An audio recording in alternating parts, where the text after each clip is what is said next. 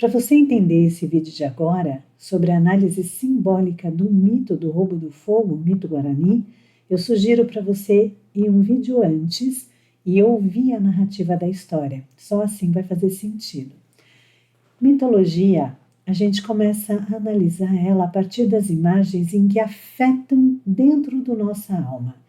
Algum personagem, alguma passagem em que causa identificação ou repulsa, dialoga com alguma dinâmica de complexo que está dentro da gente. Quando a gente se identifica muito com um personagem ou detesta outro personagem, isso está falando projetivamente de algo em que talvez esteja constelado dentro de nós. Por isso, o mito ele é múltiplo, plural, tem uma série de formas que a gente pode avaliar essas histórias para com que a gente consiga não trazer uma tradução literal e simplista. Para nós junguianos não tem nenhum perigo maior que a literalização do símbolo, que isso mata a amplitude metafórica e poética em que esse símbolo traz para nós. Então, para a gente falar sobre o mito do fogo, eu sugiro com que você pense: quem é o urubu que te habita? Quem é o sapo cururu que te habita? E esse herói, a Popocuva, que fogo é esse em que está acendendo na chama da sua consciência, te trazendo um convite dialético daquilo em que precisa ser ampliado? Então, olha, o mito fala de que tem um sol e o urubu pega um pedacinho do sol e traz para a aldeia e muda o significado da aldeia. Dentro das mitologias indígenas, o sol, ele é a vida. Algumas mitologias falam que ele é um rei, em que ele é um deus, em que ele tem esse aspecto da amplitude, ele opera como se fosse o self, na terminologia junguiana. O ego é quem está a serviço do self. Então o self, vez ou outra, e aqui, gente, eu vou me permitir com muita licença poética na fala, tá? O self, vez ou outra, ele manda os indícios daquilo em que a gente precisa seguir ou fazer na vida.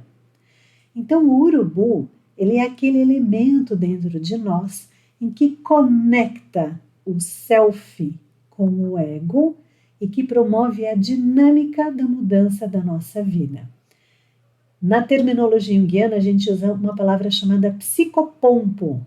Psicopompo, o elo de ligação, a ponte que liga inconsciente com consciência, self e ego, luz e sombra, cima e embaixo. Essa ponte, essa travessia em que o urubu faz, em que ele traz, né, esse novo atributo da alma, do ser, para a gente fazer um processo de mudança e transformação na vida. E a aldeia muda. Quando a gente obedece os preceitos do self, algo dentro de nós muda. Então, quando a gente transforma, o coletivo também transforma com a gente. O problema é que as dinâmicas da vida não operam de uma forma linear. Os bichos, ou seja, outras coisas que estão dentro de nós, também às vezes pedem mudança, mas a gente não tem lá muita prontidão para isso. E o herói, dentro das mitologias, a jornada de herói, ela fala muito desse processo da jornada do nosso ego, né? Esse herói em que a gente chama todas as manhãs, quando a gente acorda da cama, para a gente fazer as nossas coisas, para a gente trabalhar, para a gente conseguir as nossas conquistas, reerguer das quedas, que a gente pega a nossa espadinha e vai matar os dragões, as onças, né, de cada dia. Então, o ego é esse ato heróico em que a gente faz, né, e ele está muito constando nas mitologias, né? E é muito curioso porque a jornada do herói, o herói ele costuma a negar o chamado da alma. Então, olha, lá em Senhor dos Anéis, o Gandalf chega e vai chamar o Frodo para ir para a jornada. O Frodo não quer ir. Em Harry Potter, ele está interditado. Os tios não querem que ele vá para Hogwarts, né? Então tem uma interdição ali. E aí vem o Hagrid e chuta a porta e fala, você vai sim, né? Então o herói, ele tem essa recusa, assim como o Nhanderekei fez a recusa, ele não queria ir. Mas a vida pressiona a mudanças e a gente não escolhe muito, né? A gente tem que mudar. Então, quando faz o plano para o roubo do fogo, e que faz ali a rodinha, né? O sapo cururu que está ali dentro dessa roda e que é desprezado pelo ego, a gente pode entender de que é aquela potência que está dentro de você, aquela qualidade em que a gente não presta atenção, é a potência desprezada, são as intuições não ouvidas, é o fluxo de vida em que a gente não atende.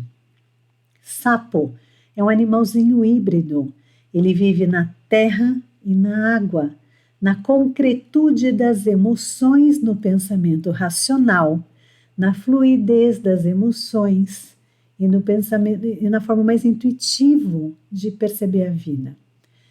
Razão, emoção, né? Esse sapo, ele também é um psicopompo, mas é a potência em que o ego despreza. Ele chuta de lado, ele não dá muita importância para essa situação. E aí ele vai lá, né, e faz todo aquele plano, né, os urubus vêm e finalmente tem a luta para fazer o roubo do fogo. Quem rouba o fogo de verdade, a brasinha, é o sapo. Então é esse lado nosso que quando a gente presta atenção e aplica nas nossas potências, que é quando tem a transformação. O ego transforma.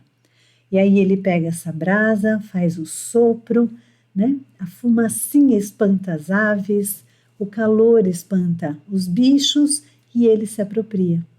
Então, no fundo, esse espantar de aves e dos bichos é porque nem sempre a gente está pronto para receber as demandas em que a gente pede.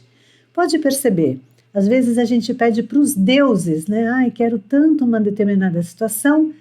Quando os deuses atendem, a gente não sabe muito bem o que fazer com aquilo que a gente mesmo pediu. Então, esse lugar assim meio traiçoeiro em que a gente mesmo se coloca, né, que a gente não sustenta, não banca a situação, é que vai embora, as aves e os bichos. E quando o ego se apropria da ampliação mais profunda da consciência, quando a chama do saber, né, ela prolifera nessa consciência, a gente muda de uma forma profunda e importante. É quando você, por exemplo, aprende a colocar limites claros e estabelecidos, não apenas para o outro, mas para você. A gente nem sempre sabe o nosso próprio limite. A gente testa os nossos limites. Mas quando a gente entende em que a gente não pode flexibilizar sempre, né, com os limites em que a gente tem para a gente também entende o limite para o outro.